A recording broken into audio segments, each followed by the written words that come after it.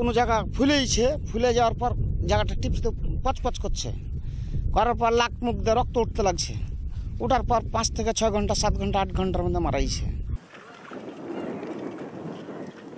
বিস্তীর্ণ পদ্মার চরে ঘাস খাওয়া অবস্থায় হঠাৎ করেই অসুস্থ হয়ে পড়ছে গরু। এরপর সামনের অথবা পেছনের মাংসপেশি ফুলে যাচ্ছে।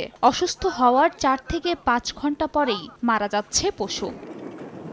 গত 2 মাসে 2 শতাধিক গরু মারা গেছে চাঁপাইনবাবগঞ্জের সদর ও শিবগঞ্জ উপজেলার বিভিন্ন চরে। এ অবস্থায় কয়েক হাজার গরু নিয়ে শঙ্কায় খামারিরা, এতে দিশেহারা তারা। খামারিদের অভিযোগ, শত শত গরু অসুস্থ হয়ে মারা গেলেও চিকিৎসা দিতে চরে যান না সরকারি পশু হাসপাতালের চিকিৎসকরা। কোনো জায়গা ফুলেইছে, ফুলে যাওয়ার পর জায়গাটা টিপসতে পচপচ করছে, করার পর লাক মুখ দিয়ে রক্ত উঠতে লাগছে।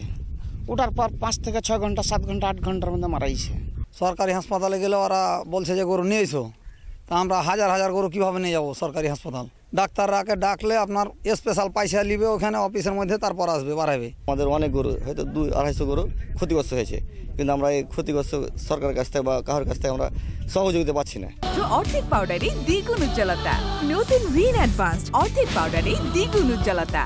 প্রাথমিকভাবে গরুর বাদলা রোগ ধারণা করছে প্রাণী সম্পদ বিভাগ। তবে নমুনা সংগ্রহের পর রোগ নিশ্চিত হয়ে ব্যবস্থা নেওয়ার আশ্বাস সংশ্লিষ্ট কর্মকর্তার। দীর্ঘ খরার পরে যখন বৃষ্টি হয় তখন এই রোগের যে ব্যাকটেরিয়ার স্পোরটা মাটির থেকে আমাদের যে লকলকা যে ঘাস, সে ঘাসে চলে আসে, আর এই লকলকা ঘাস যারা খাচ্ছে তাদেরই আক্রমণ করে দেয়। দ্রুত তদন্ত করে আমরা এই রোগের আইডেন্টিফাই করে আমরা দ্রুত ব্যবস্থা নেওয়ার চেষ্টা করব। চাঁপাইনবাবগঞ্জের পদ্মার চরে অন্তত 40,000 গরু লালন পালন করা হয়।